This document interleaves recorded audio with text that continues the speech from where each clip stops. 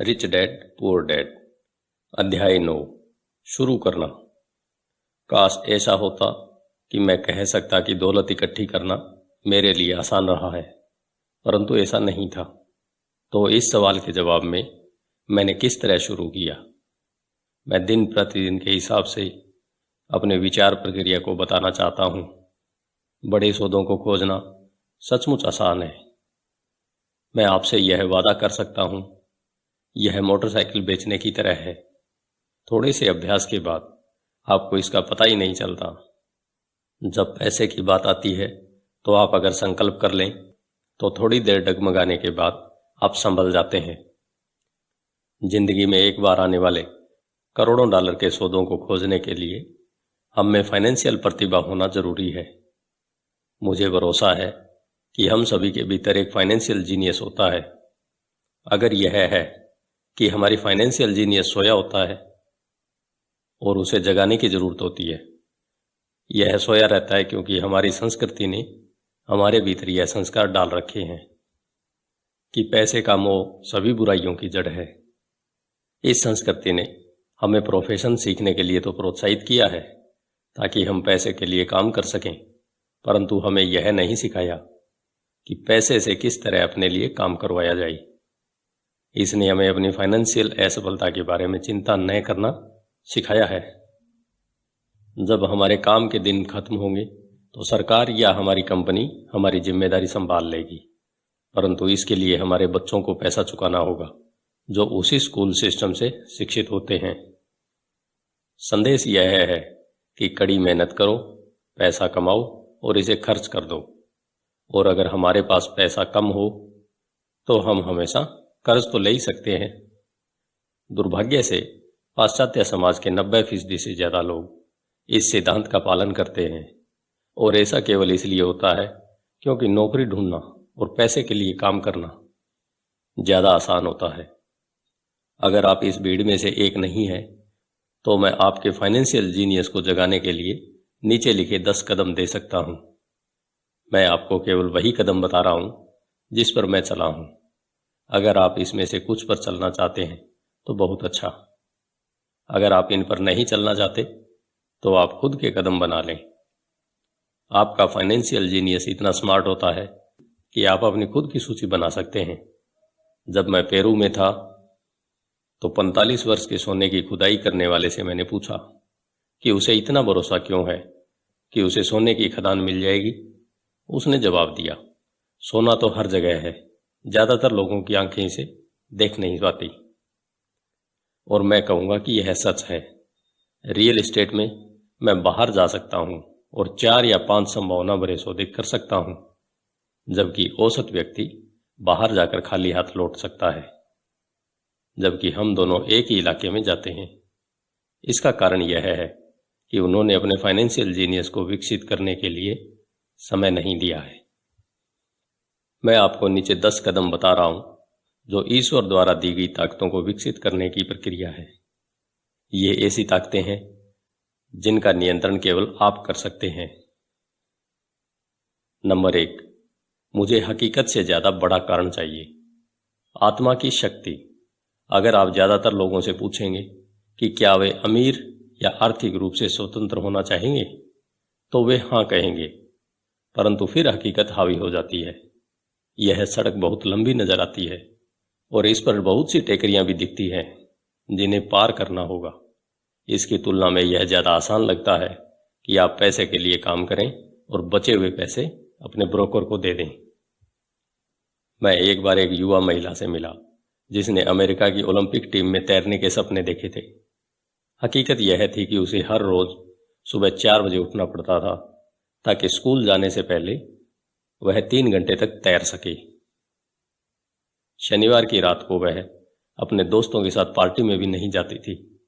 उसे हर एक की तरह पढ़ाई करके अपने परीक्षा परिणाम पर भी ध्यान देना होता था। जब मैंने उससे पूछा कि उसकी अति मानवीय महत्वाकांक्षा और बलिदान के पीछे क्या कारण है, तो उसने यही कहा, मैं इसे अपने लिए करती हूँ और उन लोगों के लिए जिनसे मैं प्रेम करती हूँ। प्रेम ही मुझे सभी बाधाओं और बलिदानों के लिए तैयार करता है। हम क्या चाहते हैं और हम क्यों नहीं चाहते, इनका तालमेल भी एक कारण या लक्ष्य हो सकता है। जब लोग मुझसे पूछते हैं कि अमीर होने की इच्छा के पीछे मेरा कारण क्या था, तो यह गहरी भावनात्मक इच्छाओं और अनिच्छाओं का संयोग है। मैं कुछ की सूची बताऊंगा। पहले तो अपनी अनिच्छाओं की, क्योंकि उन्हीं के कारण इच्छाएं पैदा होती है। मैं सारी जिंदगी नौकरी नहीं करना चाहता था। मैं वह नहीं चाहता था जो मेरे माता पिता चाहते थे, यानी नौकरी की सुरक्षा और उपनगर में एक घर। मैं एक कर्मचारी नहीं बने रहना चाहता था। मुझे इस बात से बहुत नफरत होती थी कि मेरे डैडी अपने करियर में इतने व्यस्त रहते थे कि वे मेरे फुटबॉल मैच देखने भी नहीं आ पाते थे। मेरे डैडी सारी जिंदगी कड़ी मेहनत करते रहे और सरकार ने उनकी मौत पर उनकी कमाई का ज़्यादातर हिस्सा ले लिया। मुझे इस बात से भी नफरत होती थी, अपनी मौत के बाद वे अपनी मेहनत की कमाई को अपने वारिसों के लिए नहीं छोड़ पाए। अमीर लोग ऐसा नहीं करते। वे कड़ी मेहनत करते हैं और अपने बच्चों के लिए ढेर सारा पैसा छोड़ जाते हैं। अब इच्छाओं की बात। मैं दुनिया घूमना चाहता हूँ और जिंदगी को मनचाहे तरीके से जीना चाहता हूँ। मैं ऐसा अपनी जवानी में ही कर लेना चाहता हूँ। मैं केवल आज़ाद होना और अपने समय और अपनी जिंदगी पर नियंत्रण करना चाहता हूँ। मैं चाहता हूँ कि पैसा मेरे लिए काम करे। ये मेरे गहरे भावनात्मक कारण है। आपके पास क्या कारण है? अगर वे पर्याप्त ताकतवर नहीं है तो रास्ते में आगे आने वाली हकीकत आपके कारणों पर हावी हो जाएगी। मैंने कई बार पैसा गंवाया है और कई बार फिर से शुरू किया है, परंतु चूंकि मेरे पास गहरे भावनात्मक कारण थे, इसलिए मैं हर बार उठ खड़ा हुआ और आगे बढ़ चला। मैं 40 साल की उम्र तक आज़ाद होना चाहता था, परंतु इसमें मुझे 7 साल ज़्यादा लग गए और मैं आखिरकार 47 साल की उम्र में आज़ाद हो सका। और बीच में मुझे कई सीखने वाले अनुभव मिले। जैसा मैंने कहा है, काश मैं कह सकता कि यह आसान था। यह बिल्कुल आसान नहीं था, परंतु यह कठिन भी नहीं था। परंतु बिना दमदार कारण या लक्ष्य के जिंदगी में हर चीज कठिन होती है। अगर आपके पास कोई दमदार कारण नहीं है तो आगे बढ़ने में कोई समझदारी नहीं है। इसमें बहुत ज्यादा मेहनत लगेगी। नंबर 2, मैं हर दिन विकल्प चुनता हूं। विकल्प चुनने की ताकत, यह मुख्य कारण होता है कि लोग एक आजाद देश में रहना चाहते हैं। हमें चुनने का अधिकार चाहिए। आर्थिक रूप से जब हमारे हाथ में एक भी डॉलर आता है तो यह हमारे हाथ में होता है कि हम भविष्य में अमीर, गरीब या मध्यम वर्गीय बनने का विकल्प चुनें। हमारे खर्च करने की आदतें बताती है कि हम कौन हैं। गरीब लोगों की खर्च करने की आदतें गरीबी की होती है।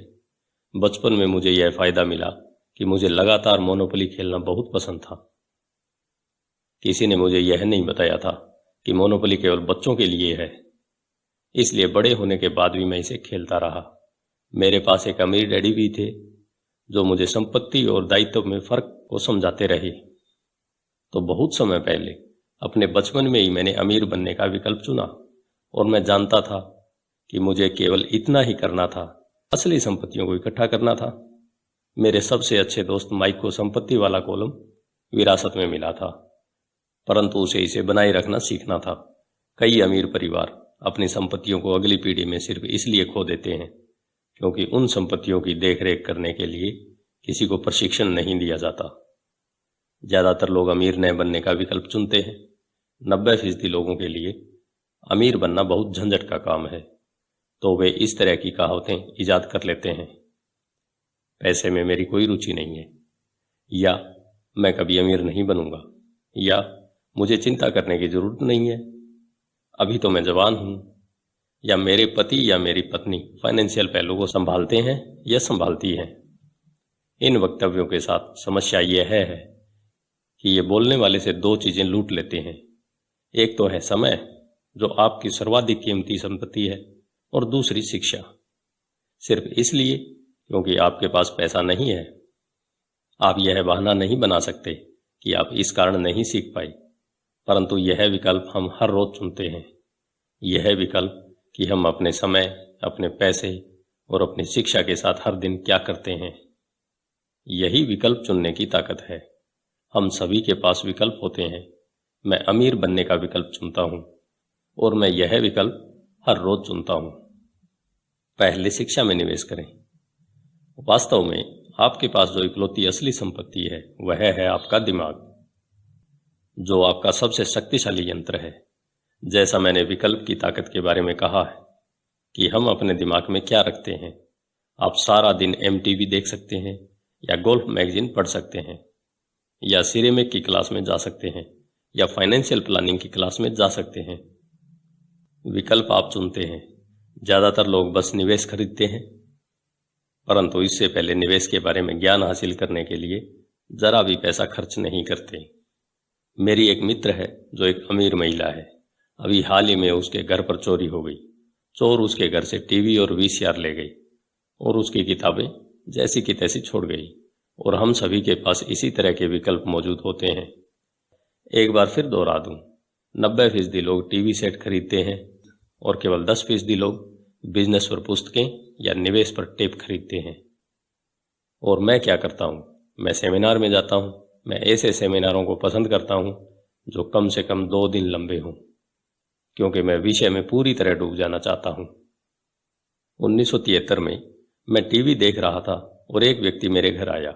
वह 3 दिन से सेमिनार का विज्ञापन कर रहा था कि किस तरह पैसे न होते हुए भी रियल एस्टेट खरीदी जा सकती है। मैंने $385 खर्च किए और उस सेमिनार की शिक्षा मेरे इतने काम आई कि मैंने उससे कम से कम $20 लाख कमाए होंगे। परंतु इससे भी ज़्यादा महत्वपूर्ण यह है कि इससे मुझे नया जीवन मिला। मुझे जिंदगी भर काम नहीं करना पड़ेगा और इसका कारण होगा वह एक सेमिनार। मैं हर साल कम से कम 2 ऐसे सेमिनारों में जाता हूँ। मैं ऑडियो टेप का भी प्रेमी हूँ, कारण मैं उन्हें तत्काल पीछे कर सकता हूँ। मैं पीटर लिंच के टेप को सुन रहा था और उन्होंने ऐसा कुछ कहा जिससे मैं पूरी तरह असहमत था। हठी और आलोचनात्मक होने के कारण मैंने रिवाइंड बटन दबा दिया और उस 5 मिनट के टुकड़े को कम से कम 20 बार सुना, शायद इससे भी ज़्यादा बार। परंतु अचानक मेरे दिमाग को खुला रखने से मैं समझ गया कि उन्होंने वह बात क्यों कही थी। यह जादू की तरह था। मुझे ऐसा लगा कि मैंने हमारे समय के सबसे बड़े निवेशक के दिमाग की एक खिड़की खोल ली थी। उसके ज्ञान और अनुभव के विराट संसाधनों में मुझे बहुत ज़्यादा गहराई और अंतर्दृष्टि मिली। इसका परिणाम यह हुआ कि मैं अब भी अपने पुराने तरीके से सोच सकता हूँ और मेरे पास उसी समस्या या स्थिति को देखने का पीटर का तरीका भी मौजूद होता है।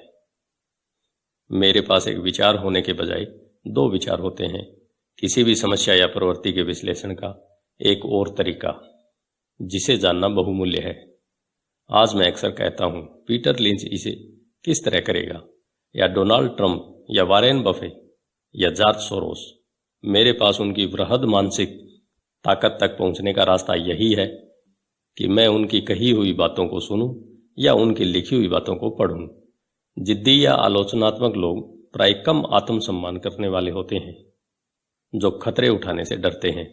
अगर आप कुछ नया सीखते हैं तो अपने सीखे हुए ज्ञान को पूरी तरह से समझने के लिए आपको कुछ गलतियां भी करनी पड़ती है। अगर आपने यहां तक पढ़ लिया है तो एक बात तो तय है कि आप जिद्दी नहीं है। जिद्दी लोग पुस्तकें कम ही पढ़ते हैं या टेप कम ही खरीदते हैं। उन्हें इसकी क्या जरूरत है? वे ब्रह्मांड के केंद्र बिंदु हैं। ऐसे बहुत से बुद्धिमान व्यक्ति होते हैं जिनके सामने कोई नया विचार आने पर वे वाद विवाद करने लगते हैं, अगर वह नया विचार उनके सोचने के तरीके से अलग होता है। इस प्रकरण में उनकी तथाकथित बुद्धि उनकी हठधर्मिता के साथ मिलकर अज्ञान बन जाती है। हम सभी ऐसे लोगों को जानते हैं जो उच्च शिक्षित हैं या जो मानते हैं कि वे बहुत स्मार्ट हैं, परंतु उनकी बैलेंस शीट एक अलग ही तस्वीर दिखाती है। जो व्यक्ति वास्तव में बुद्धिमान होता है वह नए विचारों का स्वागत करता है, क्योंकि नए विचार पहले के विचारों के साथ मिलकर अद्भुत संयोग कर सकते हैं। बोलने से ज़्यादा सुनना महत्वपूर्ण है। अगर यह सही नहीं होता तो भगवान ने हमें 2 कान और 1 मुंह नहीं दिए होते। बहुत से लोग अपने मुंह से सोचते हैं और सुनते समय नए विचारों तथा संभावनाओं को समझने की कोशिश ही नहीं करते। सवाल पूछने के बजाय वे बहस करने लगते हैं। मैं अपनी दौलत के बारे में दीर्घकालीन दृष्टि रखता हूँ। मैं फटाफट अमीर बनने की मानसिकता में भरोसा नहीं करता जो ज़्यादातर लॉटरी खेलने वालों या कैसीनो के जुआरियों के पास पाई जाती है। मैं शेयर खरीद सकता हूँ, शेयर बेच सकता हूँ, परंतु मैं शिक्षा के मामले में दूरगामी विचार रखता हूँ। अगर आप एक हवाई जहाज उड़ाना चाहते हैं तो मैं आपको पहले से सीखने की सलाह देना चाहूँगा। मैं ऐसे लोगों को देखकर हमेशा स्तब्ध रह जाता हूँ जो स्टॉक या रियल एस्टेट खरीदते हैं परंतु अपनी सबसे बड़ी दौलत में बिल्कुल निवेश नहीं करते। जो उनका दिमाग है, केवल 1 या 2 घर खरीद लेने से आप रियल एस्टेट के क्षेत्र में विशेषज्ञ नहीं बन जाते। नंबर 3, अपने दोस्तों को सावधानी से चुनिए। साथ रहने की ताकत। सबसे पहले तो मैं यह बता दूं कि मैं अपने दोस्तों को उनकी अमीरी के हिसाब से नहीं चुनता। मेरे ऐसे भी दोस्त हैं जिन्होंने गरीबी में जीने की कसम खाई है और ऐसे दोस्त भी हैं जो हर साल करोड़ों कमाते हैं। मुद्दे की बात यह है कि मैं उन सभी से सीखता हूं और मैं पूरा मन लगाकर उनसे सीखने की कोशिश करता हूं। मैं यह मानता हूं कि मैंने अमीर लोगों की तलाश की है, परंतु मेरी नज़र उनकी दौलत पर नहीं बल्कि उनके ज्ञान पर थी। कई मामलों में ऐसे अमीर लोग मेरे अच्छे दोस्त बन गए, जबकि कई बार ऐसा नहीं हुआ। परंतु मैं आपको एक अंतर बताना चाहता हूं। मैंने यह पाया है कि मेरे पैसे वाले दोस्त पैसे के बारे में बात करते हैं, परंतु मेरा यह मतलब नहीं है कि उन्हें पैसे का घमंड है। वे इस विषय में रुचि रखते हैं, इसलिए मैं उनसे सीखता हूं और वे मुझसे। मेरे वे दोस्त जो आर्थिक दलदल में फंसे हुए हैं, वे पैसे, व्यवसाय या निवेश के बारे में बात करना पसंद नहीं करते। उनकी नज़र में ऐसा करना मूर्खतापूर्ण या बेईमानी होता है। इसलिए मैं अपने गरीब दोस्तों से यह सीखता हूं कि मुझे क्या नहीं करना चाहिए। मेरे कई दोस्त हैं जिन्होंने अपनी छोटी सी जिंदगी में अरबों डॉलर कमाए हैं। उनमें से 3 ने एक ही अनुभव बताया। उनके गरीब दोस्त उनसे यह पूछने कभी नहीं आए कि उन्होंने ऐसा किस तरह किया है, परंतु वे उनसे 2 में से एक चीज या दोनों ही चीजों के बारे में मदद मांगने आई। पहला कर्ज और दूसरा नौकरी। चेतावनी, गरीब या डरे हुए लोगों की मत सुनिए। मेरे कई गरीब दोस्त हैं जिनसे मैं प्रेम भी करता हूं, परंतु वे जिंदगी में डरे हुए मुर्गे हैं। जब पैसे की बात आती है, खासकर निवेश की, तो उनकी नज़रों में आसमान हमेशा गिरने वाला होता है। वे आपको हमेशा यह बता सकते हैं कि कोई चीज़ क्यों कामयाब नहीं होगी। समस्या यह है कि लोग उनकी बात सुनते हैं और जो लोग इन निराशावादी विचारों को आंख मूंद कर मान लेते हैं, वे भी छोटे मुर्गे बन जाते हैं। जैसी एक पुरानी कहावत है, एक जैसे विचार वाले लोगों में सहमति होती है। अगर आप CNBC देखते हैं, जो निवेश की सूचना देने वाली सोने की खदान है, तो आपके पास अक्सर तथाकथित विशेषज्ञों का एक पैनल होता है।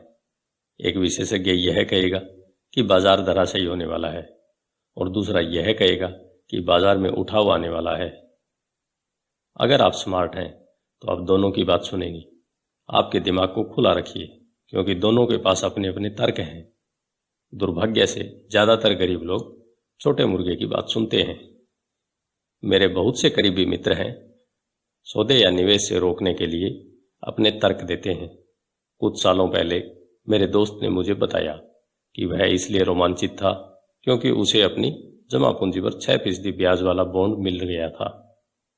मैंने उसे बताया कि मैं सरकार से 16% ब्याज कमा रहा हूं। अगले ही दिन उसने मुझे एक लेख भेज दिया जिसमें यह लिखा था कि मेरा निवेश क्यों खतरनाक था। मैं सालों से 16% ब्याज कमा रहा हूं और वह अब भी 6% ब्याज ही ले रहा है। मैं तो यह कहूँगा कि दौलत बनाने में सबसे कठिन चीज़ यह है कि आप अपने प्रति ईमानदार रहें और भीड़ के साथ चलने की इच्छा न रखें। बाजार में आमतौर पर भीड़ सबसे बाद में आती है और इसलिए हलाल हो जाती है। अगर मुख्य पृष्ठ पर किसी बड़े सौदे की खबर छपी है तो ज़्यादातर मामलों में बहुत देर हो चुकी है। किसी नए सौदे की तलाश करिए। जैसा हम तैरने वालों से कहा करते हैं, हमेशा एक और लहर आती है। जो लोग जल्दबाजी करते हैं और किसी लहर पर देर से पहुंचते हैं, वे अक्सर धराशायी हो जाते हैं। स्मार्ट निवेशक बाजार की टाइमिंग को ध्यान में नहीं रखते हैं। अगर एक लहर चली गई है तो वे अगली लहर की खोज करते हैं और खुद को पोजीशन में कर लेते हैं। ज़्यादातर लोगों के लिए यह मुश्किल इसलिए होता है क्योंकि जो लोकप्रिय नहीं है वह खरीदना उनके लिए डरावना होता है। डरपोक निवेशक उस भेड़ के झुंड की तरह होते हैं जो भीड़ के साथ ही चलते हैं, या उनकी लालच उन्हें उस समय अंदर लाता है जब समझदार निवेशक मुनाफा कमाकर बाहर जा चुके हैं। समझदार निवेशक उस समय शेयर खरीदते हैं जब यह लोकप्रिय नहीं होता। वे जानते हैं कि वे खरीदते समय मुनाफा कमाते हैं, बेचते समय नहीं। वे धीरज से इंतजार करते हैं। जैसा मैंने कहा, वे मार्केट की टाइमिंग को ध्यान में नहीं रखते हैं। किसी तैरने वाले की तरह वे भी अगली बड़ी लहर के लिए खुद को पोजीशन कर लेते हैं। यह इनसाइडर ट्रेडिंग या अंदरूनी सौदेबाजी है। इनसाइडर ट्रेडिंग कानूनी और गैर कानूनी दोनों तरह की होती है, परंतु किसी भी तरह से देखें, यह इनसाइडर ट्रेडिंग ही है। फर्क सिर्फ इतना होता है कि आप अंदर से कितनी दूरी पर हैं। अंदरूनी जानकारी रखने वाले अमीर दोस्तों को बनाए रखने का एक कारण यह भी होता है क्योंकि पैसा यहीं बनाया जाता है। यह सूचना के आधार पर बनाया जाता है। आप अगले उछाल के बारे में जान लेते हैं, प्रवेश कर लेते हैं और अगले गिराव के पहले बाहर निकल जाते हैं। मैं यह नहीं कहता कि इसे गैरकानूनी तरीके से करें, परंतु मैं यह जरूर कहता हूं कि आपको जानकारी जितनी जल्दी मिलेगी, आप उतने ही कम खतरे में उतना ही ज़्यादा लाभ कमा पाएंगे। दोस्त इसलिए होते हैं और यही फाइनेंशियल बुद्धि है। नंबर 4, किसी फार्मूले के विशेषज्ञ बन जाइए और फिर एक और नया फार्मूला सीख लीजिए। जल्दी सीखने की ताकत। ब्रेड बनाने के लिए हर बेकर का एक फार्मूला होता है, चाहे वह उसके दिमाग में ही क्यों न हो। यही पैसा बनाने के बारे में भी सही है। इसलिए धन को अक्सर डो भी कहा जाता है। हम में से ज़्यादातर लोगों ने यह कहावत सुनी है, आप वह है जो आप खाते हैं। मैं इसी कहावत को दूसरी तरह से कहना चाहूँगा। मैं कहता हूँ, आप वह बनते हैं जो आप पढ़ते हैं। दूसरे शब्दों में, आप सावधान रहें कि आप क्या पढ़ रहे हैं या क्या सीख रहे हैं, क्योंकि आपका दिमाग इतना ज़्यादा ताकतवर है कि आप जिस चीज़ के बारे में सीखेंगे आप वही बन जाएंगे। उदाहरण के तौर पर, अगर आप कुकिंग सीखते हैं तो आप कुक बन जाते हैं। अगर आप कुक नहीं बनना चाहते हैं तो आपको कोई और विषय पढ़ना चाहिए। जैसा एक स्कूल टीचर शिक्षण का अध्ययन कर लेने के बाद आप अक्सर शिक्षक बन जाते हैं, और इसी तरह सिलसिला जारी रह सकता है। अपने अध्ययन के विषय को सावधानी से चुनें। जब पैसे की बात आती है तो ज़्यादातर लोगों के पास वही एक मूलभूत फार्मूला होता है जो उन्हें स्कूल में सिखाया जाता था, और वह फार्मूला है, पैसे के लिए काम करो। संसार में सबसे ज़्यादा लोकप्रिय फार्मूला यही है। इसके कारण हर दिन करोड़ों लोग सुबह उठते हैं और काम पर जाते हैं, पैसे कमाते हैं, बिल चुकाते हैं, चेकबुक को बैलेंस करते हैं, कुछ म्यूचुअल फंड खरीद लेते हैं और फिर से काम पर चले जाते हैं। यही उनका मूलभूत फार्मूला या नुस्खा है। अगर आप जो कर रहे हैं उससे आप थक गए हैं या आप पर्याप्त नहीं कमा रहे हैं, तो आपको अपने पैसे बनाने के फार्मूले को बदल लेना चाहिए।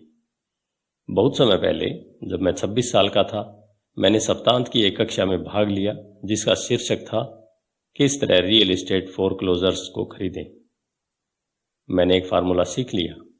अगला कदम था अपने सीखे हुए सिद्धांत को असली जीवन में आजमाना। यहां पर ज्यादातर लोग रुक जाते हैं। 3 सालों तक जब मैं जेरॉक्स के लिए काम कर रहा था, मैं खाली समय में फोरक्लोजर्स को खरीदने की कला में पारंगत होने की कोशिश कर रहा था। मैंने उस फार्मूले से कई करोड़ डॉलर बनाए हैं, परंतु आज यह बहुत धीमा फार्मूला है और फिर भी बहुत से लोग इसका प्रयोग कर रहे हैं।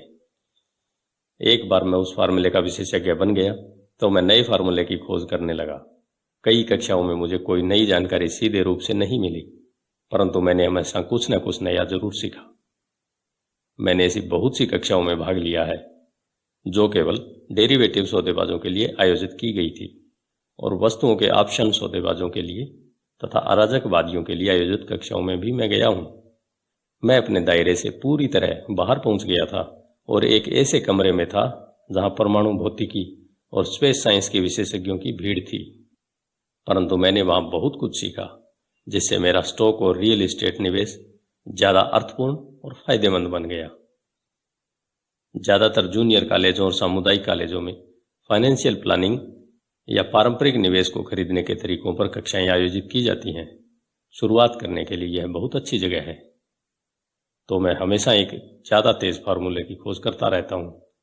इसी कारण नियमित रूप से मैं एक दिन में जितना कमा लेता हूँ उतना कमाने में कई लोगों की पूरी जिंदगी लग जाती है। एक और बात, आज की तेजी से बदल रही दुनिया में आप कितना जानते हैं यह ज़्यादा महत्वपूर्ण नहीं रह गया है, क्योंकि प्राय आज आप जितना जानते हैं वह पुराना हो चुका है। महत्वपूर्ण यह है कि आप कितनी तेजी से सीखते हैं। यह कला अनमोल है। ज़्यादा तेज फार्मूले ढूंढने में यह बहुत काम आती है।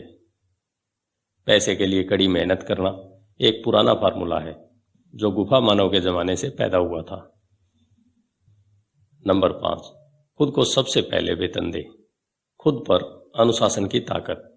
अगर आप खुद पर काबू नहीं रख पाते तो अमीर बनने की कोशिश भी न करें।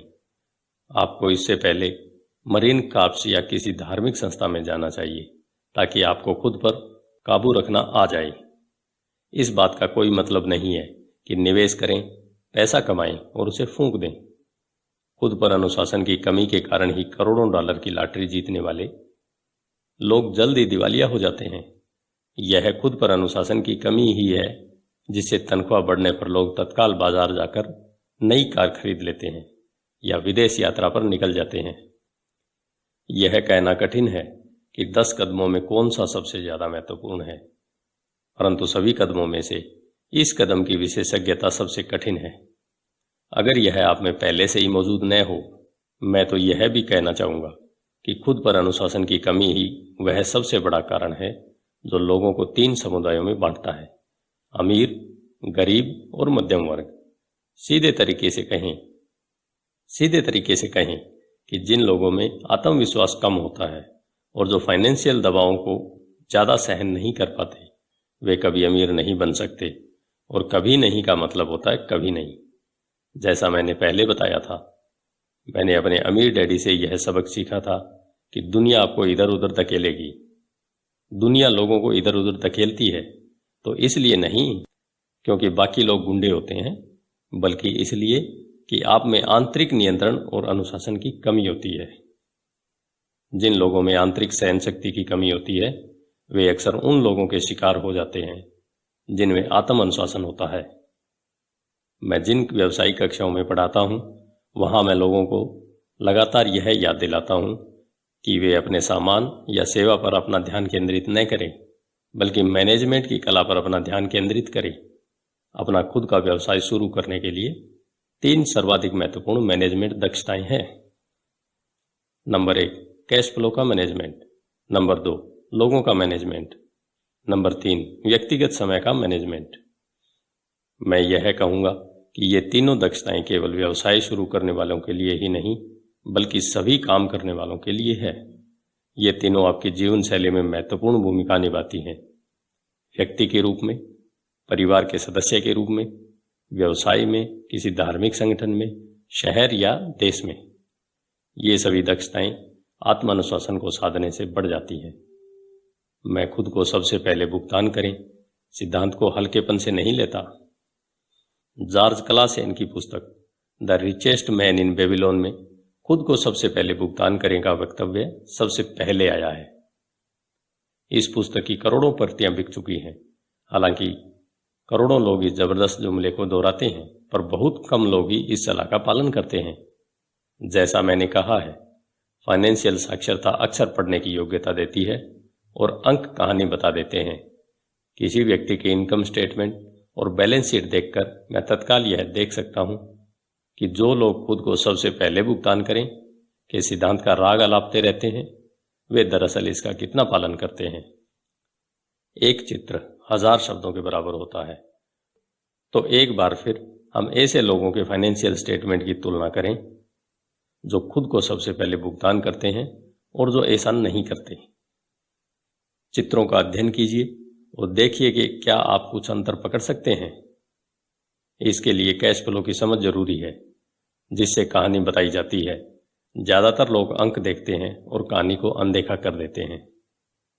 अगर आप सचमुच कैश फ्लो की ताकत समझना शुरू कर देते हैं तो आपको जल्द ही यह पता चल जाएगा कि अगले चित्र में कहाँ गड़बड़ी है और 90% लोग क्यों जिंदगी भर कड़ी मेहनत करते रहते हैं और इसके बाद उन्हें सोशल सिक्योरिटी जैसी सरकारी मदद की जरूरत क्यों होती है। क्या आप इसे देख सकते हैं? यह चित्र उस व्यक्ति के काम को दर्शाता है जो खुद का भुगतान सबसे पहले करता है। हर महीने अपने मासिक खर्चों का भुगतान करने से पहले वे अपने संपत्ति वाले कॉलम में पैसा डालते हैं। हालांकि करोड़ों लोगों ने क्लासेन की पुस्तक पढ़ी है और खुद को सबसे पहले भुगतान करने का सिद्धांत समझा, परंतु हकीकत में वे खुद को सबसे आखिर में भुगतान करते हैं। अब मैं आप में से उन लोगों की चीख पुकार सुन सकता हूं जो अपने बिल्स का भुगतान सबसे पहले करने में गंभीरतापूर्वक विश्वास करते हैं, और मैं यह भी सुन सकता हूं कि सभी जिम्मेदार लोग अपने बिल समय पर चुकाते हैं। मैं यह नहीं कहता कि आप गैर जिम्मेदार हो जाएं या अपने बिल का भुगतान न करें। मैं सिर्फ यह कहता हूं कि आप वही करें जो यह पुस्तक आपको सिखाती है, यानी खुद को सबसे पहले पैसा दें। और पिछला चित्र इसी सिद्धांत का सही लेखांकन चित्र है, जबकि बाद में आने वाला चित्र पूरी तरह से गलत है। मेरी पत्नी और मेरे पास कई बुक कीपर्स, अकाउंटेंट्स और बैंकर हैं, जिन्हें शुरू में इस खुद को सबसे पहले पैसा दे सिद्धांत से बहुत समस्या होती थी। इसका कारण यह है कि यह फाइनेंशियल प्रोफेशनल भी दरअसल वही करते हैं जो कि जनता करती है, यानी वे भी खुद को सबसे आखिर में पैसा देते हैं। वे बाकी लोगों को सबसे पहले पैसा देते हैं। मेरे जीवन में ऐसे महीने भी आए हैं जब किन्हीं कारणों से मेरा कैश फ्लो मेरे बिल से काफ़ी कम रहा है, फिर भी मैंने खुद को ही सबसे पहले पैसे दिए। मेरे अकाउंटेंट और बुक कीपर चीखने लगे, वे आपके पीछे पड़ जाएंगे, आपको जेल भी हो सकती है, आप अपनी क्रेडिट रेटिंग बिगाड़ देंगे, वे लोग बिजली काट देंगे। मैंने फिर भी सबसे पहले खुद को ही पैसा दिया, क्योंकि the richest man in Babylon की कहानी इसी बारे में है, खुद पर अनुशासन की ताकत और आंतरिक सहन शक्ति के बारे में। इसे बोलचाल की भाषा में गुर्दा भी कहते हैं। जैसा मेरे अमीर डैडी ने मेरी नौकरी के पहले माह में मुझे बताया था कि ज़्यादातर लोग दुनिया की ठोकरें सहन करते रहते हैं। पैसे वसूलने वाला आता है और आप या तो पैसे चुकाओ, वरना तो आप उसे पैसे दे देते हैं और खुद को पैसे नहीं देते हैं। एक सेल्स क्लर्क कहता है, आप इसे अपने कार्ड चार्ज में डाल दें। आपका रियल एस्टेट एजेंट आपसे कहता है, आगे चले बढ़ो, घर खरीदने पर सरकार आपको टैक्स में छूट देती है। पूरी पुस्तक दरअसल इसी बारे में है। आप में धारा के विरुद्ध जाने का और अमीर बनने का गुर्दा होना चाहिए। हो सकता है कि आप कमजोर न हो, परंतु जब पैसे की बात आती है तो कई लोगों का हौसला पस्त होने लगता है। मैं यह नहीं कहता कि आप गैर जिम्मेदारन बने। मुझ पर ज्यादा कर्ज नहीं है, क्रेडिट कार्ड का कर्ज भी नहीं, और ऐसा इसलिए है क्योंकि मैं खुद को सबसे पहले पैसे देता हूं। मैं अपनी आय को कम से कम इसलिए करता हूं क्योंकि मैं इसे सरकार को नहीं देना चाहता। इसलिए आप में से जिन लोगों ने the secret of the rich नाम का वीडियो देखा है, उन्हें मैं यह बता दूं कि मेरी आय नेवादा के कॉरपोरेशन के जरिए मेरे संपत्ति वाले कॉलम से आती है। अगर मैं पैसे के लिए काम करता तो सरकार इसे ले लेती, क्योंकि मैं अपने बिल्स का भुगतान सबसे आखिर में करता हूं। परंतु मुझ में इतनी आर्थिक समझ है कि मैं किसी मुश्किल में नहीं फंसता हूं। मैं कंज्यूमर कर्ज को पसंद नहीं करता हूं। मेरे पास इतने दायित्व है जो 99% लोगों से ज्यादा है, परंतु उनका भुगतान मैं नहीं करता, बल्कि दूसरे लोग मेरी देनदारियों को चुकाते हैं। वे मेरे किराएदार कहलाते हैं। तो खुद को पैसा देने का पहला नियम यह है, कभी कर्ज में मत फंसो। हालांकि मैं अपने बिल्स का भुगतान सबसे आखिर में करता हूं, परंतु मैं केवल कुछ महत्वहीन बिल ही बचा कर रखता हूं। दूसरी बात यह है कि जब भी मेरे पास पैसा कम होता है, तब भी मैं खुद को ही सबसे पहले पैसे देता हूं। मैं कर्ज देने वालों और सरकार को चीखने देता हूं। जब वे कठोर होते हैं तो मुझे अच्छा लगता है। क्यों? क्योंकि ये लोग मुझ पर एक एहसान कर रहे हैं। वे मुझे प्रेरित कर रहे हैं कि मैं जाऊं और ज्यादा पैसा कमाऊं। तो मैं खुद को सबसे पहले पैसा देता हूं, उस पैसे को निवेश करता हूं और कर्ज देने वालों को चीखने देता हूं। मैं वैसे आमतौर पर उन्हें सही समय पर भुगतान कर देता हूं। मेरी पत्नी और मेरी साख बहुत अच्छी है।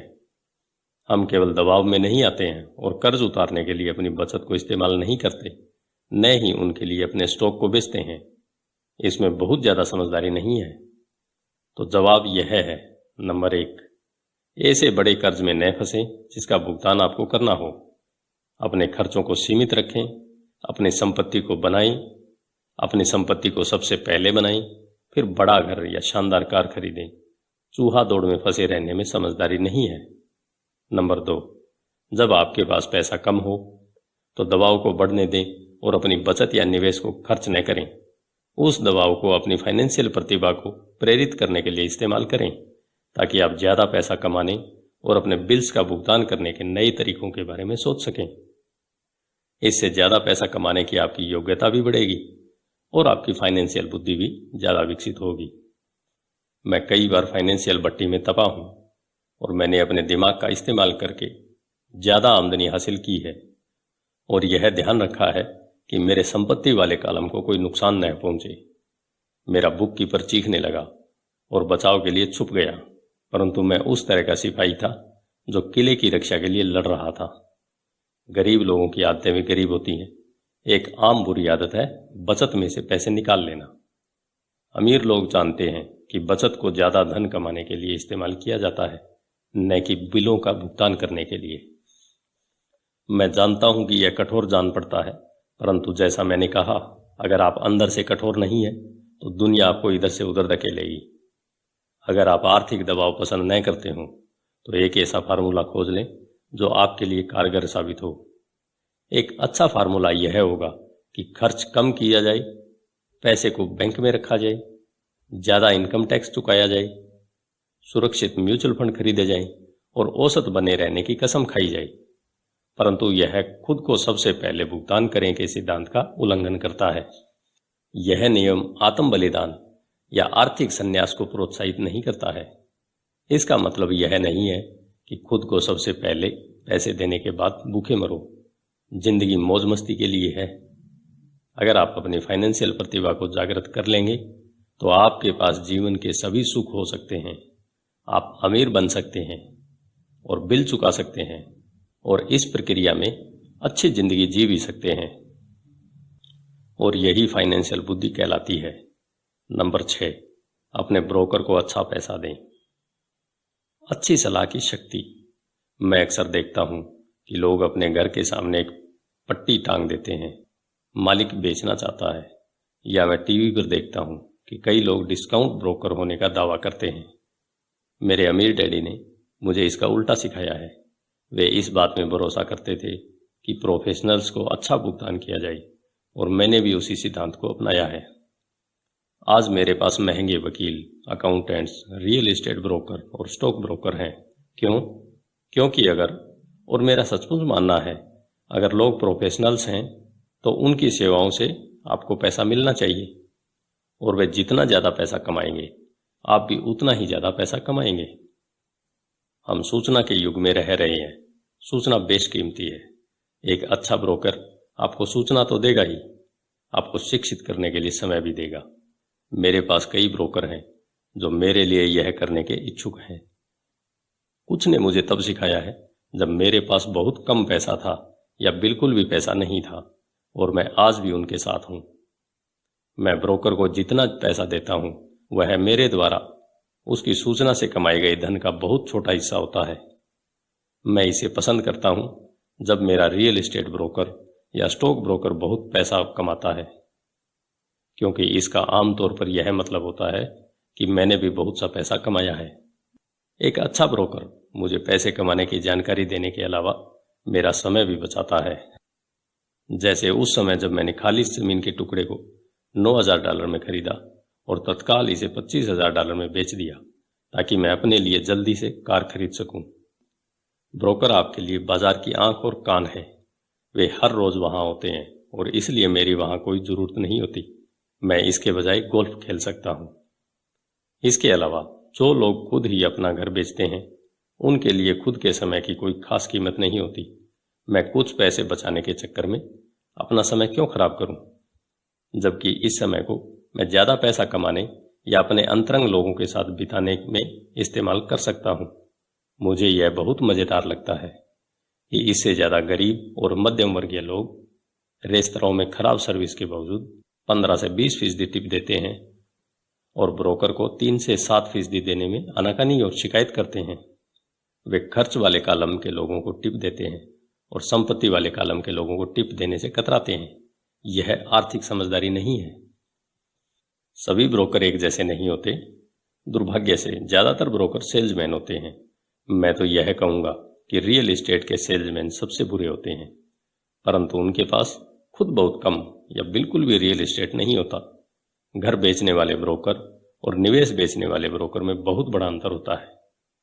और यह स्टॉक, बॉन्ड, म्यूचुअल फंड और बीमा ब्रोकर के बारे में भी सही है, जो खुद को फाइनेंशियल प्लानर कहते हैं।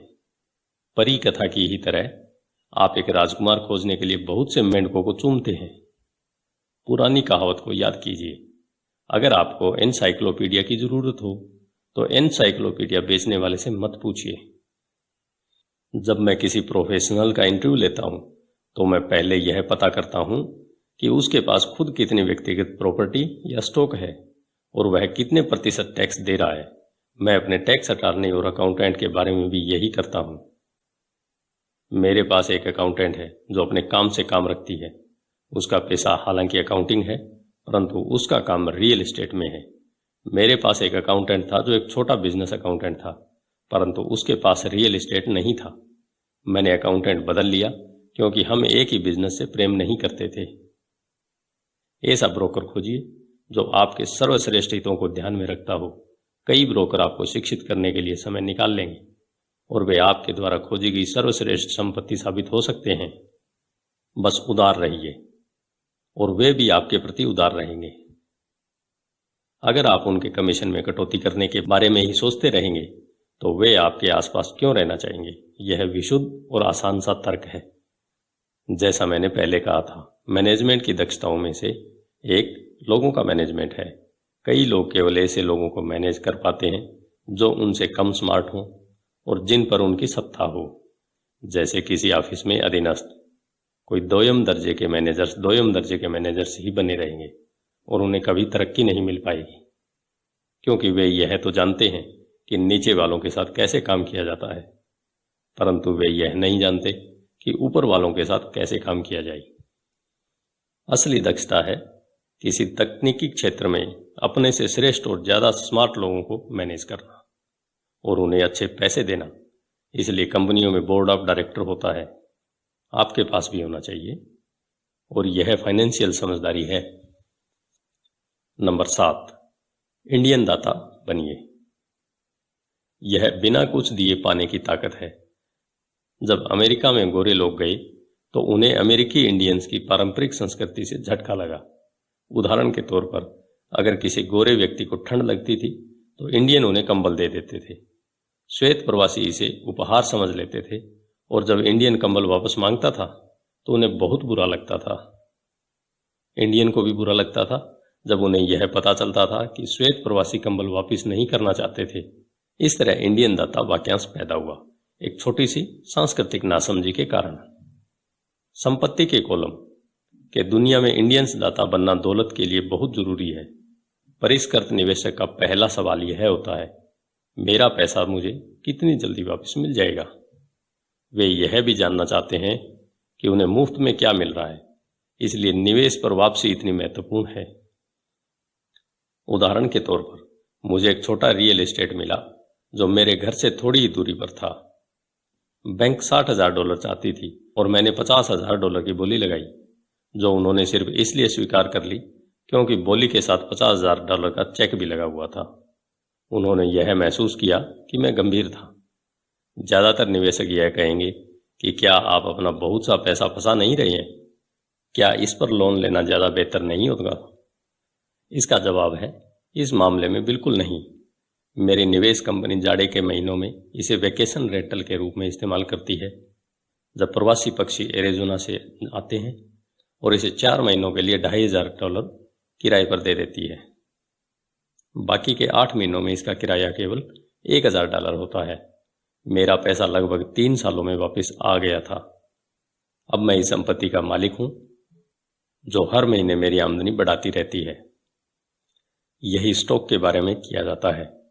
प्राय मेरा ब्रोकर मुझे सलाह देता है कि मैं किस कंपनी के स्टॉक में काफ़ी पैसा लगाऊं, क्योंकि उसके विचार से यह कंपनी कोई ऐसा कदम उठाने वाली है जिससे उसके शेयर में तेजी आ जाएगी और कोई नया सामान बाजार में लाने वाली है।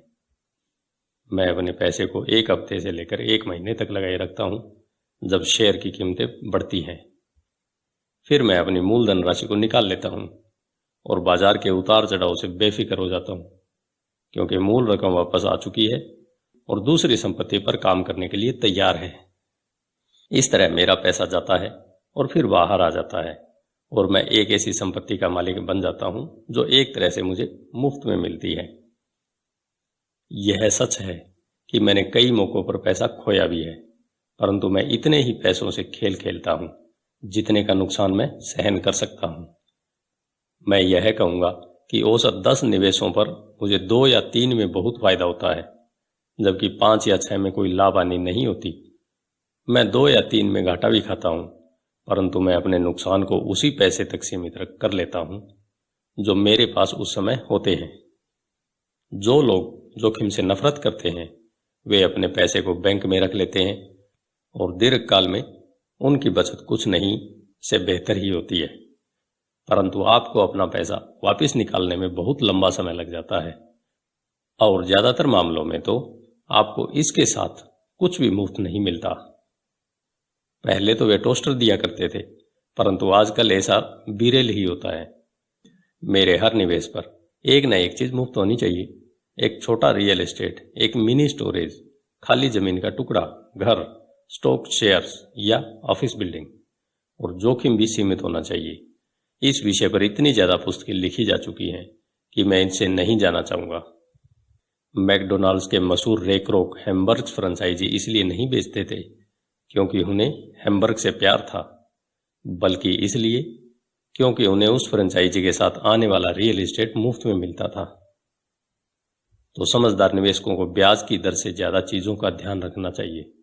आपका पैसा वापस मिल जाए और आपके पास क्या संपत्ति आती है, यह भी महत्वपूर्ण है। यह फाइनेंशियल समझदारी है।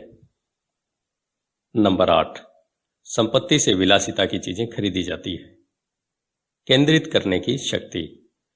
मेरे एक दोस्त का बेटा बहुत खर्चीला था और ऐसा लगता था जैसे उसकी जेब में छेद हो गई हों। 16 साल की उम्र में स्वाभाविक रूप से उसे अपनी कार चाहिए थी। बहाना यह था, सभी दोस्तों के मम्मी डैडी ने अपने बच्चों के लिए कार खरीदी है। यह लड़का अपनी बचत में से पैसे निकालकर नगद कार खरीदना चाहता था। ऐसे समय में उसके डैडी ने मुझसे सलाह मांगी। आप क्या सोचते हैं कि मुझे उसे ऐसा करने देना चाहिए या मैं भी दूसरे पिताओं की तरह उसे कार खरीद कर दे दूं? इसके जवाब में मैंने कहा, कुछ समय के लिए तो ठीक है, परंतु लंबे समय के लिए आप उसे क्या सिखा पाएंगे? क्या आप अपने बच्चे की कार प्राप्त करने की इच्छा से उसे कुछ सीखने के लिए प्रेरित कर सकते हैं? अचानक उसकी ट्यूबलाइट चमकी और वह तुरंत घर की तरफ चल दिया। 2 महीने बाद मुझे वह दोस्त मिल गया। क्या तुम्हारे बेटे को उसकी नई कार मिल गई? मैंने पूछा। नहीं, उसे नहीं मिली, परंतु मैं गया और उसे कार के लिए $3000 दे दिए। मैंने उससे कहा कि वह अपने कॉलेज के पैसे के बजाय मेरे पैसे का उपयोग करे। मैंने कहा, यह तो आपकी उदारता है। नहीं, उस पैसे के साथ एक शर्त भी जुड़ी है। मैंने आपकी सलाह मान ली और उसकी कार खरीदने की प्रबल इच्छा के साथ सीखने की शर्त भी लगा रखी है। शर्त क्या है? मैंने पूछा। पहले तो हमने आपके कैश फ्लो गेम का सहारा लिया। हमने इसे खेलते हुए पैसे के समझदारी से इस्तेमाल पर एक लंबा विचार विमर्श किया। फिर मैंने उसे वॉल स्ट्रीट जर्नल की सदस्यता दिलवा दी और स्टॉक मार्केट पर कुछ पुस्तकें भी दिलवाई। फिर दिक्कत कहाँ थी? मैंने उससे कहा कि $3000 उसके हैं, परंतु वह इसे सीधे कार नहीं खरीद सकता। वह इनके स्टॉक खरीदे और बेच सकता है, खुद का ब्रोकर ढूंढ सकता है, और एक बार वह इन $3000 के $6000 बना लेता है तो वह अपनी कार खरीद सकता है और बाकी के $3000 उसके कॉलेज के फंड में जाएंगे। मैंने पूछा, और इसके परिणाम क्या निकले? वह शुरुआत में किस्मत वाला रहा, परंतु कुछ दिनों बाद उसे अपने मुनाफे की सारी रकम गंवा दी। तब वह सचमुच रुचि लेने लगा। आज चाहे वह $2000 के घाटे में हो, परंतु उसकी रुचि बहुत बढ़ गई है। उसने मेरे द्वारा खरीदी सारी किताबें पढ़ डाली और वह और ज्यादा पुस्तकों की खोज में पुस्तकालय भी चला गया। वह मन लगाकर वॉल स्ट्रीट जर्नल पढ़ता है, सूचकों पर नजर रखता है और MTV के बजाय CNBC देखता है। उसके पास केवल $1000 बचे हैं, परंतु उसकी रुचि और ज्ञान आसमान को छू रहे हैं। वह जानता है कि अगर वह इस पैसे को खो देगा तो फिर उसे 2 सालों तक अपने पैरों पर ही चलना पड़ेगा, परंतु उसे उसकी कोई खास चिंता नहीं पड़ी है। अब उसे कार हासिल करने में ज्यादा रुचि नहीं है, क्योंकि उसे एक ऐसा खेल मिल गया है जिसमें उसे ज्यादा आनंद मिलता है। क्या होगा अगर वह सारा पैसा हार जाता है? मैंने पूछा। जब होगा तब देखा जाएगा। मैं तो चाहूंगा कि वह अभी सारा पैसा हार जाए, बजाय इसके कि वह हमारी उम्र में आकर सारा पैसा हारे। और इसके अलावा मैं तो यह मानता हूं कि उसकी शिक्षा पर खर्च किए गए यह सर्वश्रेष्ठ $3000 थे। जो वह सीख रहा है वह जिंदगी भर उसके काम आएगा, और वह पैसे की ताकत का सम्मान करना भी सीख गया है। मुझे लगता है कि अब उसकी जेब का छेद बंद हो चुका है। जैसा मैंने खुद को सबसे पहले पैसे देने वाले खंड में कहा था, अगर कोई व्यक्ति आत्म अनुशासन की ताकत हासिल नहीं कर सकता तो बेहतर यही होगा कि वह कभी अमीर बनने की कोशिश न करे। सैद्धांतिक हिसाब से संपत्ति वाले कॉलम से कैश फ्लो विकसित करने की प्रक्रिया आसान नजर आती है, परंतु इसमें पैसे की दिशा देने की मानसिक शक्ति की जरूरत होती है, जो मुश्किल साबित होती है। बाहरी आकर्षणों और प्रलोभनों के कारण आज की खरीदारी की दुनिया में यह ज्यादा आसान हो चला है कि पैसे को पूरा उड़ा दिया जाए। कमजोर मानसिक शक्ति के कारण ही वह पैसा सबसे कम प्रतिरोध वाले रास्ते पर बह जाता है। यही गरीबी और आर्थिक संघर्ष का कारण है। मैंने फाइनेंशियल समझदारी का यह आंकड़ों का उदाहरण इसलिए दिया ताकि पैसे से ज्यादा पैसे कमाने की योग्यता को जाना जा सके। अगर हम 100 लोगों को साल के शुरू में $10,000 दे दें तो साल के अंत में क्या होगा? 80 के पास कुछ भी नहीं बचेगा। वास्तव में कई तो ज्यादा कर्ज में दबे होंगे, क्योंकि उन्होंने नई कार, फ्रिज, टीवी, VCR या छुट्टियों के लिए नगद पैसा दिया होगा। 16 ने उस $10,000 को 5 से 10% बढ़ाया होगा, और 4 ने इसे $20,000 या लाखों डॉलर तक बढ़ाया होगा। हम किसी प्रोफेशन को सीखने के लिए स्कूल जाते हैं ताकि हम पैसे के लिए काम कर सकें। मेरे विचार में यह सीखना भी महत्वपूर्ण होता है कि पैसे से अपने लिए कैसे काम करवाया जाए। मैं भी हर व्यक्ति की तरह विलासिता की वस्तुओं से प्रेम करता हूं। अंतर यह है कि कई लोग अपने विलासिता को कर्ज लेकर खरीदते हैं। यह पड़ोसियों से प्रतियोगिता करने का जाल है। जब मैं कार खरीदना चाहता था तब आसान रास्ता यही था कि मैं अपने बैंकर को बुलाकर लोन ले लेता, परंतु मैंने दायित्व वाले कॉलम को बढ़ाने के बजाय संपत्ति वाले कॉलम पर ध्यान केंद्रित रखा। अब तो मुझे आदत पड़ चुकी है कि मैं अपने खर्च की इच्छा से प्रेरित होता हूं कि किस तरह उसके लिए अतिरिक्त पैसा जुटा सकूं। आजकल प्राय हम अपनी मनचाही चीजों को खरीदने के लिए कर्ज लेने पर ध्यान केंद्रित करते हैं और पैसा बनाने पर ध्यान केंद्रित नहीं करते। यह रास्ता कुछ समय के लिए तो आसान है, परंतु लंबे समय में यह बहुत मुश्किल साबित होता है। यह एक ऐसी बुरी आदत है जो हम में इंसानों के रूप में और राष्ट्र के रूप में भी है। याद रखें, आसान रास्ते अक्सर मुश्किल बन जाते हैं और मुश्किल रास्ते अक्सर आसान बन जाते हैं। जितनी जल्दी आप खुद को और अपने प्रियजनों को पैसे के शासक के रूप में प्रशिक्षित कर लेंगे, उतना ही आपके लिए बेहतर होगा। पैसा बहुत बड़ी ताकत है। दुर्भाग्य से लोग पैसे की ताकत को अपने खिलाफ इस्तेमाल करते हैं। अगर आप में पैसे की समझ कम है तो पैसा आपके ऊपर राज करेगा। यह आपसे ज्यादा स्मार्ट होगा। अगर पैसा आपसे ज्यादा स्मार्ट बन जाएगा तो आप इसके लिए जिंदगी भर काम करते रहेंगे। पैसे के ऊपर शासन करने के लिए आपको इससे ज्यादा स्मार्ट बनना होगा। फिर पैसा वही करेगा जो आप इससे कहेंगे। यह आपकी आज्ञा का पालन करेगा। इसके गुलाम होने के बजाय आप इसके मालिक होंगे। यही आर्थिक समझदारी है। नंबर 9, नायकों की जरूरत। मिथक की ताकत। जब मैं छोटा था तब मैं विली मेज, हैंक आरन, योगी बेरा का बहुत बड़ा प्रशंसक था। वे मेरे आदर्श थे। लिटिल लीग खेल रहे बच्चे के रूप में मैं उनकी तरह होना चाहता था। मैंने उनके बेसबॉल कार्ड भी सहेज रखे थे। मैं उनके बारे में सब कुछ जान लेना चाहता था। मैं उनके बारे में सभी आंकड़े जानता था, उनके बेटिंग के औसत, उन्हें मिलने वाली धनराशि और वे किस तरह बड़े हुए, सब कुछ। मैं सब कुछ इसलिए जानना चाहता था क्योंकि मैं उनके जैसा बनना चाहता था। 9 या 10 साल की उम्र में मैं जब बेसबॉल खेलने के लिए मैदान पर जाता था तो वह मैं नहीं जाता था, बल्कि मेरे रूप में योगी या हैंक मैदान पर उतरते थे।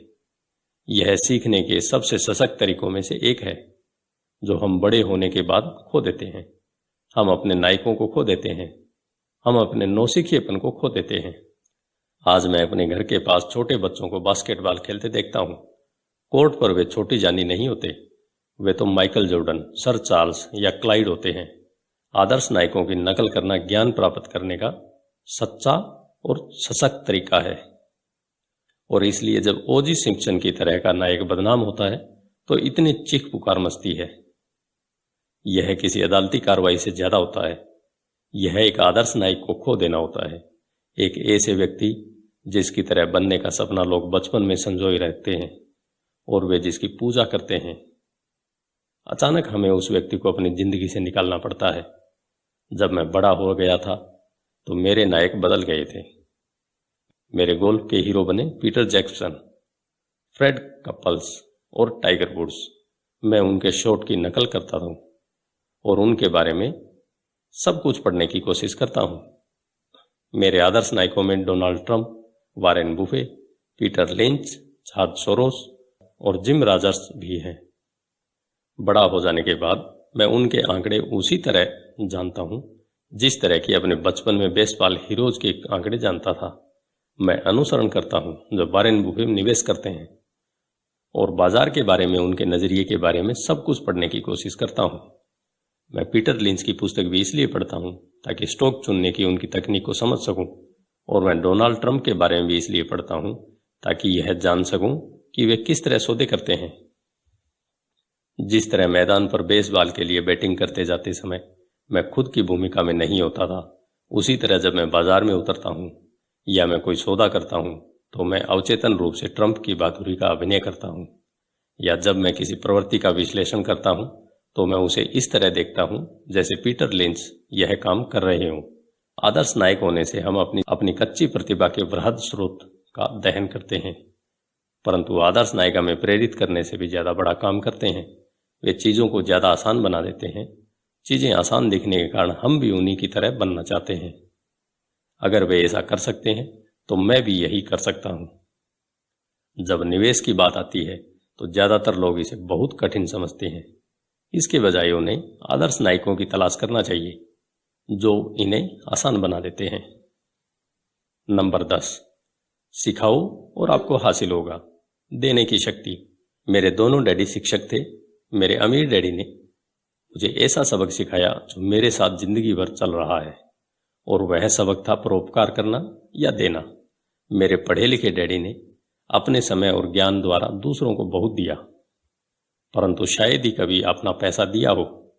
जैसा मैं बता चुका हूं, वे सामान्यतः कहा करते थे कि वे तभी देंगे जब उनके पास कुछ अतिरिक्त धन होगा, और उनके पास कभी भी अतिरिक्त धन नहीं होता था। मेरे अमीर डैडी ने पैसा भी दिया और शिक्षा भी। वे देने के सिद्धांत में पक्का यकीन रखते थे। अगर आपको कुछ चाहिए तो आपको पहले कुछ देने की जरूरत है। वे हमेशा कहा करते थे जब उनका हाथ तंग होता था तब भी वे अपनी चर्च या अपनी पसंदीदा धार्मिक संस्था को दान देते थे। अगर मैं आपके पास कोई विचार छोड़ना चाहता हूं तो वह विचार यही होगा, जब भी आपको किसी चीज की कमी या जरूरत महसूस हो तो पहले उस चीज को दे दें। बाद में वह बाल्टियों से भरकर आपके पास लौट आएगी। यह पैसा, मुस्कुराहट, प्रेम, दोस्ती सभी के बारे में सही है। मैं जानता हूं कि कोई भी व्यक्ति ऐसा नहीं करना चाहेगा, परंतु मैंने ऐसा किया है और इसके फायदे भी उठाए हैं। मैं विश्वास करता हूं कि आदान प्रदान का सिद्धांत सही है, और इसलिए मैं वही चीज देता हूं जो मैं पाना चाहता हूं। मुझे पैसा चाहिए, इसलिए मैं पैसे देता हूं, और यह कई गुना होकर मेरे पास वापस आ जाता है।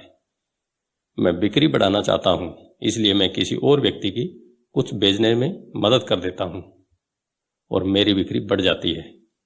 मैं संपर्क बढ़ाना चाहता हूं तथा मैं किसी और की संपर्क बढ़ाने में मदद कर देता हूं और जादू की तरह मेरे भी संपर्क बढ़ जाते हैं। मैंने सालों पहले एक कहावत सुनी थी, ईश्वर को कुछ नहीं चाहिए पर इंसानों को देना चाहिए। मेरे अमीर डैडी अक्सर कहा करते थे, गरीब लोग अमीरों से ज्यादा लालची होते हैं। उन्होंने इसे समझाते हुए कहा कि अगर कोई व्यक्ति अमीर है तो वह व्यक्ति दूसरों द्वारा चाही गई कुछ चीज दे रहा है। मेरे जीवन में मेरे तमाम वर्षों में जब भी मैंने पैसे की कमी या जरूरत महसूस की है तो मैंने पहले तो अपने दिल को टटोला है कि मैं क्या चाहता हूं और फिर इसे देने का फैसला किया है, और जब मैंने दिया है तो यह हमेशा मेरे पास वापस लौटा है। यह मुझे उस व्यक्ति की कहानी याद दिलाता है जो जाड़े की ठंडी रात में लकड़ियां लेकर बैठा है और पास में ही धीमे धीमे जल रहे स्टोव पर चिल्ला रहा है, जब तुम मुझे गर्मी दोगे तब मैं कुछ लकड़ियां अंदर डालूंगा।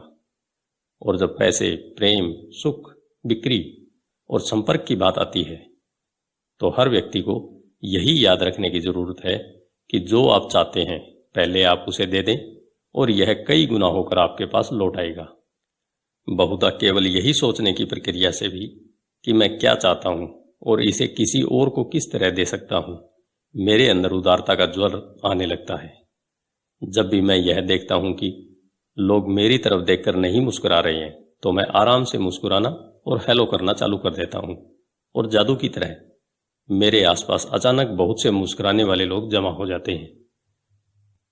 यह सच है कि आपकी दुनिया केवल आपका दर्पण है, तो इसलिए मैं कहता हूं, सिखाओ और आपको मिलेगा। मैंने पाया है कि मैं सीखने वालों को जितनी गंभीरता से जितना ज्यादा सिखाता हूं, मैं भी उतना ही ज्यादा सीखता हूं। अगर आप पैसे के बारे में सीखना चाहते हैं तो इसे किसी और को सिखाएं। ऐसा करने से आपके दिमाग में बहुत से नए विचारों और फार्मूलों की बाढ़ आ जाएगी। ऐसे भी समय आए हैं जब मैंने दिया है और कुछ भी वापस नहीं लौटाया, या जो मुझे मिला वह मैं नहीं चाहता था, परंतु करीबी जांच और आत्म अवलोकन से मुझे पता चला कि उन मामलों में मैं देने के लिए नहीं दे रहा था बल्कि पाने के लिए दे रहा था। मेरे डैडी ने शिक्षकों को सिखाया और वे एक मास्टर टीचर बन गए। मेरे अमीर डैडी ने युवा लोगों को अपना बिजनेस करने का तरीका सिखाया। मैं पीछे पलटकर देखता हूं कि यह सीखने वालों की अपने ज्ञान के प्रति उदारता ही थी जिसके कारण वे ज्यादा स्मार्ट बन गई। इस दुनिया में ऐसी ताकतें हैं जो हमसे ज्यादा स्मार्ट हैं। आप वहां खुद अपने दम पर पहुंच सकते हैं, परंतु उन ताकतों की मदद से वहां पहुंचना ज्यादा आसान होता है। आपको बस इतना ही करना है कि आप उदार हों और वे ताकतें भी आपके प्रति उदार होंगी। धन्यवाद।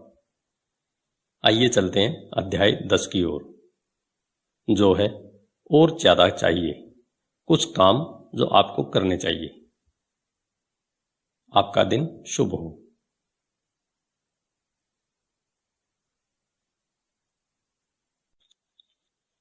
Rich dad.